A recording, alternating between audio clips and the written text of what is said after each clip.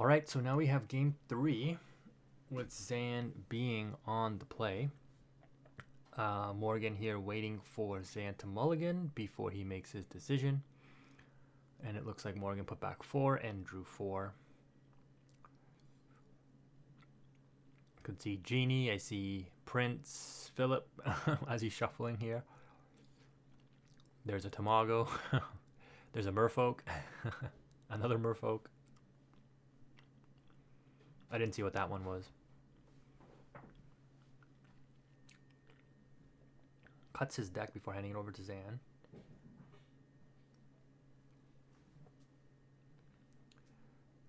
Zan, oh boy, he's got a hand. A bunch of Inkables with the Diablo Shift line and a Deceiver. What does Mo have to try to combat this? Mo does have the Ursula Deceiver, which will prompt Zan to definitely shift that Diablo on the next turn and discard that song. Or if he draws into an uninkable action, he will or any other action, he'll ink one of them and discard the other one for sure. So Zan is in a pretty safe spot here, pretty insulated from Morgan's hand. I may sound biased, guys, in these matchups, but like it really is an uphill battle. You can see Morgan just like breathing a sigh. He's like, how am I gonna just try to power through this terrible matchup? Zan's got what he looks for with he's got the lines that make Emerald Steel so good, right? I mean, you saw how Emerald Steel literally lost to itself. He was in such a commanding position, and there was a number of outs that he could have had, but Emerald Steel, the draws just let you down sometimes. Goes for the Pegasus and pass.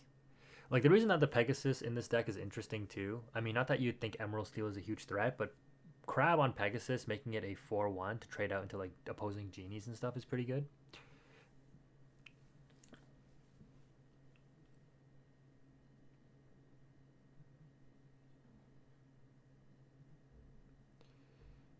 Yeah, so like I said, if he draws into another action, he inks it and discards the other one, whether it's an uninkable or not, because he's isolating himself from the Deceiver play. That's pretty safe. And then he's paying 2 for the Smee, and then he's questing with Diablo, and he draws next turn on his opponent's draw. Knowing that his opponent will likely still play the Deceiver in order to see his hand of 3 cards. Oh, if he draws into a song here, though, that could be really good for Morgan, actually. I didn't see what Zan drew there. It might have been a strength. I didn't see what he drew. If Zan draws a song off that Diablo, this is actually really good for Morgan, because I believe he has Crab. And so he definitely does not ink Crab here, because he wants to keep it for the Diablo. He's going to ink one of the 2 Deceivers he has in his hand, seeing that Zan got rid of 2 actions in his hand already. But the Deceiver is his only turn 2 play unless he wants to develop the Diablo, which isn't very good. You definitely keep the kit. Did he draw a song? He did! Oh, that's actually really good for Morgan. I mean, I shouldn't say it's really, really good, but wow, actually, depending on Zan's next couple of draws here, okay, the dock is actually okay, but the uninkable, wow, oh my gosh, that was actually huge. Oh my gosh. Okay, so Zan might be forced to ink this Deceiver now, which is a critical card. That's 2 Deceiver have all gone. He knows his opponent has Crab, and Zan has to quest because he needs to draw. Quest again, go to 4. Okay, this is actually crazy. The Emerald Amethyst player might actually win here. This is nuts.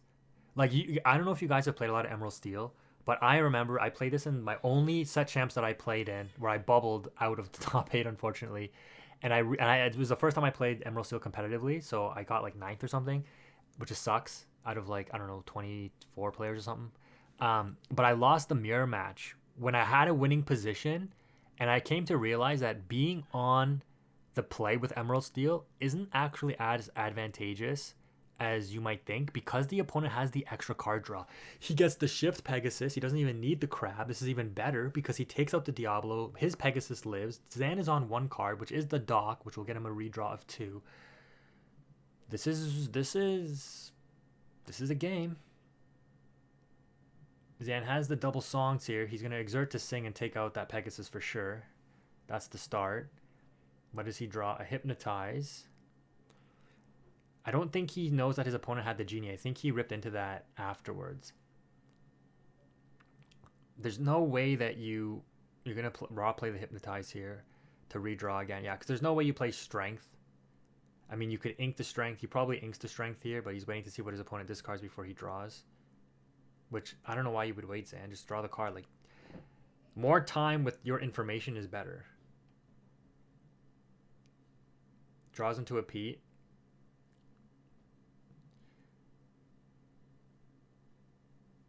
Quest. Take your damage. Ursula will trade that out next turn, most likely. Inks the Pete. Gonna keep the Storm for the next turn. So the goal will be Storm the newly played card. The Ursula trades the Smee. Storm the newly played card with the Diablo. Ink whatever comes off the top, assuming it's an inkable, and then play the Dock.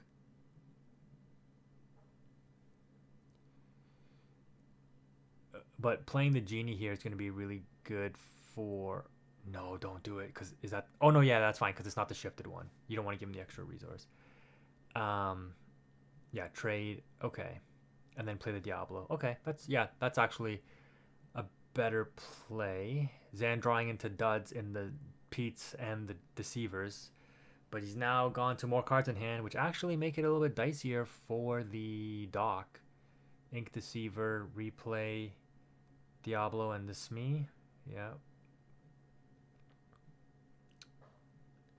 And pass. And I guess now Morgan aims to develop the Genie. Oh, the Ursula Deceiver here is very interesting. It would be really nice to be able to play both of those cards. The Snake here is interesting too. Oh boy. Okay, so we are back. I have no idea what happened. Zan on 6 lore, Morgan on 1. Oh, did they ask the players to stop until they got the camera setup fixed again? Because I think Morgan was playing that Genie before the camera froze. So he has Deceiver in hand, right? And just draw off the Genie. Zan's got a couple of cards in hand, including a Strength. If Morgan drew a 1-drop, he will ink this Deceiver here. Is that what he's thinking?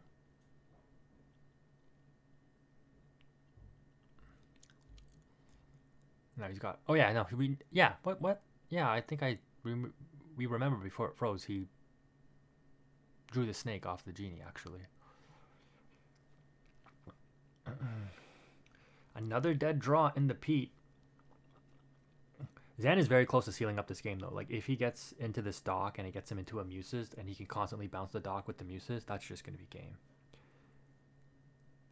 He's going to play the Pete so that he can Storm?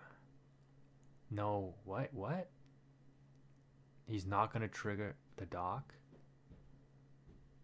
so that he can use the Storm to take out the Genie. That's pretty good, actually.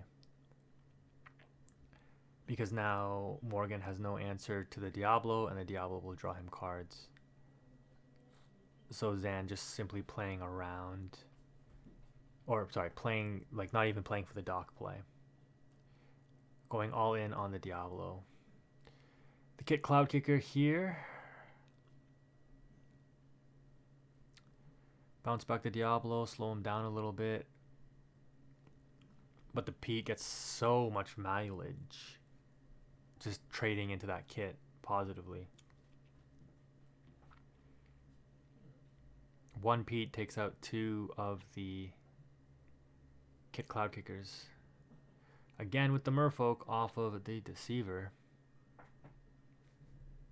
that was the correct play by Zan for sure.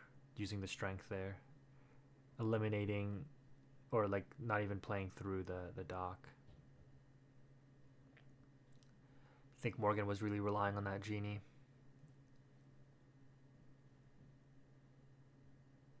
He's going to quest and not quest with the other kit. Yeah, challenge instead of questing. And pass, knowing that Zan will play out his hand next turn. The Merfolk, the Diablo, and depends on what he draws here, of course, but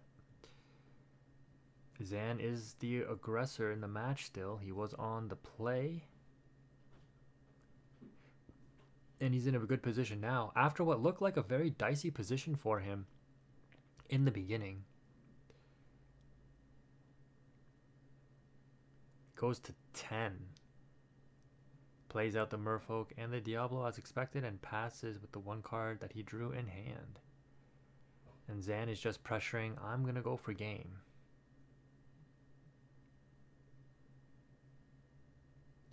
You guys really think that this kind of gameplay is better than like Ruby Sapphire gameplay and Ruby Amethyst gameplay? I definitely don't think so. Like both players just look like they're struggling, right? Like they're just in top deck mode. At least with the Ruby Amethyst and the other Amethyst matchup gameplays, there's like different kinds of interactions you can have. I have cards in my hand. I have choices to make. Instead of I'm just playing off the top and trying to interact with the board constantly.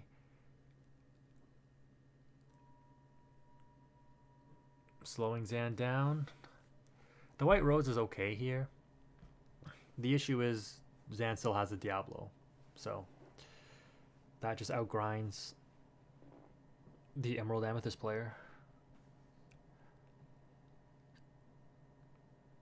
2 into the Deceiver. 1 into the Diablo. Pete cleans up the kit. Does not give his opponent the redraw off of the Diablo here. Is this a Prince John? No, it's another Pete. And then go to 12. And again, Zan is firmly in control now. Pass with the one card in hand.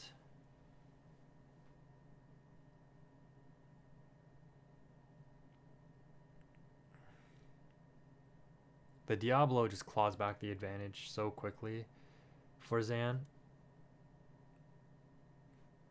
So Zan will have 2 in hand now.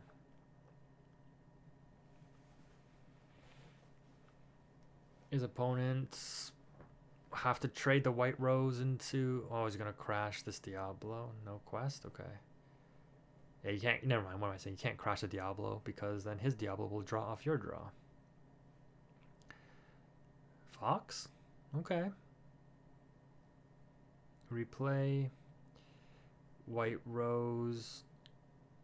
Trade into Pete. Fox take out Merfolk.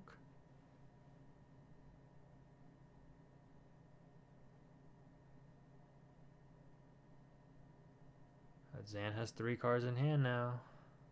Again, that Diablo just winning him the game.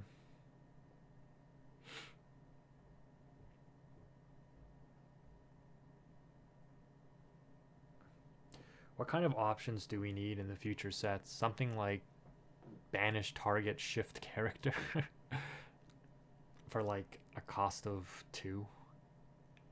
The issue is it'll probably be a Ruby card, right? Ah, there is the Muses coming in. Zan's list does play 2 docks, so he's already used 1. So the Muses interaction, I mean, it doesn't even matter because he's got the Diablo, so...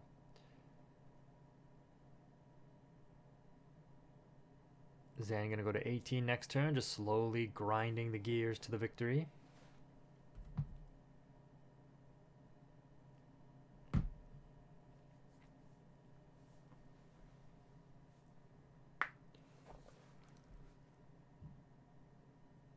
Hopefully my commentary hasn't been insufferable. Damn, this looked okay for Mo too at the beginning. But now it's looking pretty dire.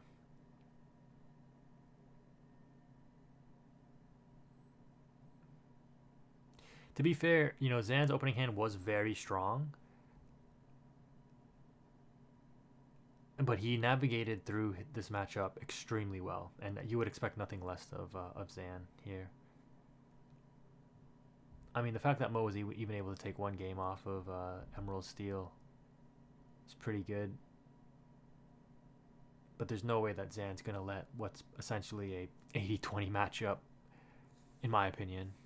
I mean, to be fair, Emerald Amethyst is a very strong deck, and it got a lot stronger this set, but... Okay, give the Diablo Reckless quest with the Fox. So Diablo won't be able to exert next turn, because Pete will trade out into the Fox to prevent the Diablo from banishing itself into the Fox. Actually, he will not even lose his Pete because he has the I'm Still Here.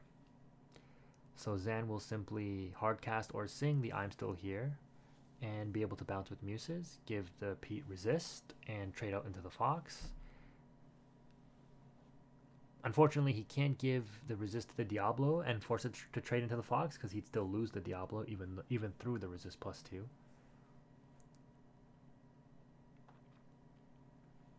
I don't know what else is in Zan's hand though.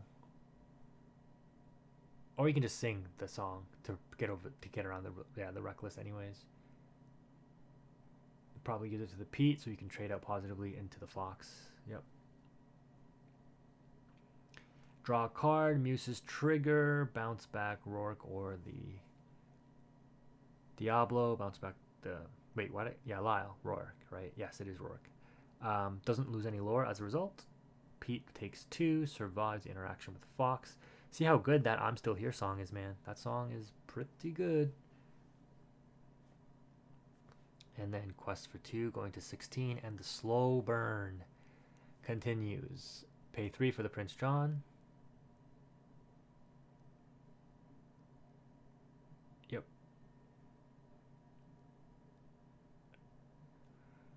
He knows what his opponent has.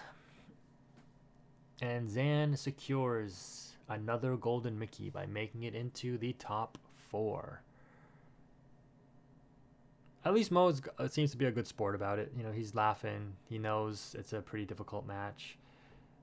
And I assume he's just happy that he's going to qualify for Worlds. So, great sportsmanship. Extends the handshake off of the Olaf there. He put up a great fight. He was definitely behind it for like 90% of the matches, even though he took game 2. He had a chance in this game 1, it looked like, but yeah, Zan just clutching it out. So congrats to both competitors. They're both going to Worlds.